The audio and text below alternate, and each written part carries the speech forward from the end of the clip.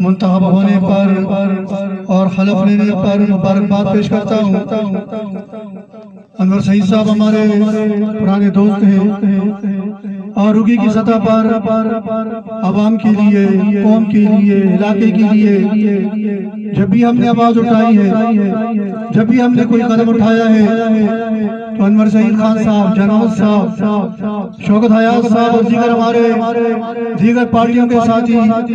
وہ پارٹی مفادات سے بالا تر ہو کر علاقے کے لیے اٹھے، آواز اٹھائی ہے، آگے بڑھے ہیں اور ہم نے کئی عرصہ سے یہ تحریک چلائی ہے۔ اب انور سعید صاحب ہمارے پیپل پارٹی کے صدر منتخب ہو گئے، مجھے امید ہے کہ وہ پہلے سے زیادہ عوام کے لیے، قوم کے لیے، علاقے کے لیے آواز اٹھائیں گے اور آل پارٹیز پہلے سے انشاءاللہ بہتر صورت میں علاقے کے لیے آواز اٹھائے گی، جدوجہد کرے گی اور یہاں کے مسائل کے حل کرنے کے لیے کوشش کرے گی۔ تو میری دعا ہے کہ اللہ تعالیٰ انور سعید خان صاحب سے پارٹی کا کام لے، قوم، علاقے اور قوم کی خدمت کا کام ان سے لے اور ان سے